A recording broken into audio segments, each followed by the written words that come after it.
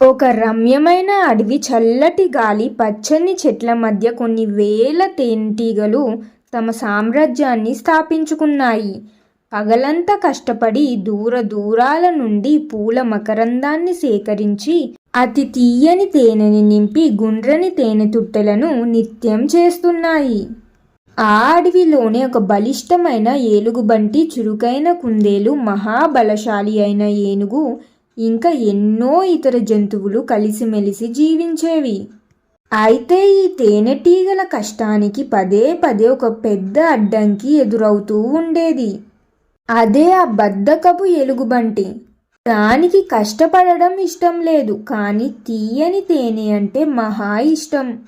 ఎలుగుబంటి పెద్ద పెద్ద అరుపులతో, గోళ్లతో తేనె తుట్టెలను చిందరవందర చేసి తేనెనంతటిని తాగేస్తూ ఉండేది. ఆ పసితేనెటీగల బాధను ఎలుగుబంటి పట్టించుకునేదే కాదు. ఆ తేనెటీగలు బాధతో ఇలా అనుకున్నాయి, అయ్యో, మా శ్రమంతా వృధా అవుతుంది. పగలనక రాత్రనక మేము చేసిన తేనెనంతా ఈ దురాశ గల ఏలుగుబంటి ఒక క్షణంలో దోచేసుకుంటుంది. మేము ఏం చెయ్యగలం? దాని బలంతో పోలిస్తే మేమెంత అని నిశ్చయంగా విలపించేవి. ఒకరోజు తేనెటీగల రాణి తీవ్ర ఆందోళనతో కుందేలు, ఏనుగు, నక్క, కోతి వంటి అడవిలోని ముఖ్య జంతువులన్నిటి దగ్గరకు వెళ్ళింది. కన్నీళ్లతో తన బాధనంతా చెప్పుకొని తమ శ్రమను కాపాడమని ఇలా అడిగింది. ఓ అడవి మిత్రుల్లారా, మేము మీకు కూడా తేనెను అందిస్తున్నాము కదా. ఇప్పుడు మాకు మీ సహాయం కావాలి. ఎలాగైనా ఆ ఎలుగుబంటి పీడను శాశ్వతంగా వదిలించండి, లేదంటే మేము ఈ అడవిని విడిచి వెళ్ళిపోక తప్పదు అని ఎంతో బాధగా అడిగింది. అప్పుడే తెలివైన కుందేలు బాగా ఆలోచించి నవ్వుతూ ఒక మెరుపైన ఉపాయాన్ని చెప్పింది. సరే, మీకు మేము తప్పకుండా సహాయం చేస్తాము, కానీ ఈ పెద్ద పనులకు మాకు ప్రతిఫలం ఉండాలి కదా. మాకు మీరు ఏ వాగ్దానం చేస్తారు అని అడిగింది. తమ కష్టం శాశ్వతంగా తీరితే చాలు అనుకున్న తేనెటీగలు, మాకు ఈ సమస్యను తీరిస్తే ఇకపై మా తేనె ఉత్పత్తిలో సగభాగం మీ అందరికీ ఉచితంగా అందిస్తాము. ఇది తేనెటీగల మాట అని గట్టిగా మాటిచ్చాయి. జంతువులన్నీ సంతోషించి కుందేలు పథకానికి సహకరించడానికి సిద్ధమయ్యాయి. కుందేలు ప్రణాళికను ఇలా వివరించింది. చూడండి తేనెటీగల్లారా, మీ అత్యంత విలువైన తేనె తుట్టెను అడవికి రాజు అయిన సింహం గుహ వెనుక ఎత్తుగా దాచిపెట్టండి. అక్కడ ఏలుగుబంటి వెతకడానికి ధైర్యం చెయ్యదు. తేనెటీగలు అలాగే చేశాయి. ఆ రోజు రాత్రి ఎలుగుబంటి వచ్చి ఎంత వెతికినా తేనె జాడ కనిపించలేదు. చివరకు విసుగు చెంది ఆకలితో నిరాశగా వెనుదిరిగింది. తేనెటీగలకు ఆ రోజు ప్రశాంతంగా నిద్రపట్టింది. ఏలుగుబంటి యొక్క భయం శాశ్వతంగా తప్పిపోయిందని నిర్ధారించుకున్న తరువాత కుందేలు, ఏనుగు, ఇతర జంతువులన్నీ సంతోషంగా తేనెటీగల దగ్గరకు వచ్చి తమ వాటాగా ఇస్తానన్న తేనెను అడిగాయి. కానీ ఎలుగుబంటి పీడ పోవడంతో తేనెటీగలు ఇచ్చిన మాటను పూర్తిగా మర్చిపోయాయి. అందులోని రాణి మరియు మిగిలిన తేనెటీగలు ఇలా చెప్పాయి. అబ్బే, మేము ఎవరికి తేనె ఇవ్వము. మా శ్రమ మా తేనె. మీరు చెప్పిన సలహా ఒక చిట్కా మాత్రమే. అది మీ ధర్మం. అందుకే మేమేమి చెల్లించాల్సిన పని లేదు అని మాట్లాడాయి. జంతువులకు తీవ్ర ఆగ్రహం, బాధ కలిగింది.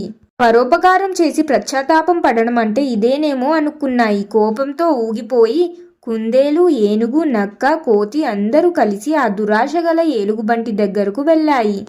కుందేలు ఆ ఏలుగుబంటితో ఇలా చెప్పింది. ఓ ఏలుగుబంటి మామ, నిన్ను తేనె తాగకుండా చేసింది ఎవరో తెలుసా? ఆ తేనెటీగలే. అవి నిన్ను తప్పించడానికి తమ తేనె తుట్టెను సింహం గుహ వెనక దాచాయి. వెళ్ళు, నీకు కావాల్సినంత తేనెను తాగు. నువ్వు పడే బాధ చూడలేకనే ఇక్కడికి వచ్చి నీకు చెబుతున్నాము. మరియు అవి మాకు ఇచ్చిన మాటను కూడా తప్పాయి. అందుకే నీకు ఈ రహస్యాన్ని చెబుతున్నాము. అలా చెప్పడంతో ఏలుగుబంటి ఎంతో ఆనందించింది. వెంటనే సింహం గుహ వెనుక దాచిన తేనెను మళ్ళీ తాగడం మొదలుపెట్టింది. తేనెటీగలకు మళ్ళీ కష్టాలు, ఆందోళన మొదటికొచ్చాయి. చేసిన మేలును మర్చినందుకు పడిన శాపంలా అనిపించింది. తేనెటీగల రాణికి తన తప్పు అర్థమైంది. చేసిన తప్పుకు మనసులో పశ్చాత్తాపం చెందింది. వెంటనే తన బృందంతో కలిసి కుందేలు, ఏనుగు మరియు మిగిలిన జంతువులందరి దగ్గరికి వెళ్ళి అష్టాంగ నమస్కారం చేసి క్షమించమని వేడుకుంది. అది ఇలా చెప్పింది. ఓ మిత్రుల్లారా, మా అహంకారం, మా కృతజ్ఞత లేనితనం మమ్మల్ని ముంచేసింది. మమ్మల్ని క్షమించండి. దయచేసి మరోసారి మాకు సహాయం చేయండి. ఈసారి మేం మాట తప్పము. మా జీవితకాలం మీకు రుణపడి ఉంటాము. ఇలా చెప్పడంతో కుందేలుకు ఏనుగుకు దయ కలిగింది. సరే, ఈసారికి సహాయం చేస్తామని మాట నిలబెట్టుకోవాలి అని హెచ్చరించాయి. పథకం ప్రకారం తేనెటీగలు అడవిలో దొరికిన ఒక పెద్ద డ్రమ్మును తీసుకువచ్చి లోపలంతా జిగురుగా ఉండే తారును నింపి దానిపై తేనె వాసనను కొద్దిగా పూసి సింహం గుహ లోపల దాచిపెట్టాయి. చీకటి పడే సమయానికి కుందేలు ఎలుగుబంటి దగ్గరకు వెళ్ళి అమాయకంగా నటిస్తూ ఇలా చెప్పింది. ఓ ఎలుగుబంటి మామ, తేనెటీగలు నిన్నటి వరకు దాచిన తేనె తూటెలతో సరిపెట్టకుండా ఒక డ్రమ్ము నిండా అత్యంత నాణ్యమైన తేనెను నింపి సింహం గుహ లోపల దాచిపెట్టాయి. మనం ఈరోజు రాత్రి చీకటి పడ్డాక ఇద్దరం కలిసి వెళ్ళి దాన్ని పంచుకుందాం, ఏమంటావ్ అని చెప్పింది కుందేలు. పంచుకుందాం అనే మాట ఎలుగుబంటికి నచ్చలేదు. కుందేలు కంటే ముందు తానే ఆ మొత్తం తేనెను తాగేయాలని దాని మనసులో దురాశ పెరిగింది. చీకటి పడుతుండగానే కుందేలుకు చెప్పకుండా ఒంటరిగా సింహం గుహ దగ్గరకు పరిగెత్తింది. గుహలోపల చిమ్మ చీకటి, డ్రమ్ము లోపల ఏముందో సరిగ్గా కనపడలేదు. తేనె వాసన రావడంతో ఎలుగుబంటి నిజంగానే అది తేనె అనుకుంది. దాన్ని అందుకునే ప్రయత్నంలో డ్రమ్ము అంచుపైకి ఎక్కి లోపలికి తల దూర్చింది.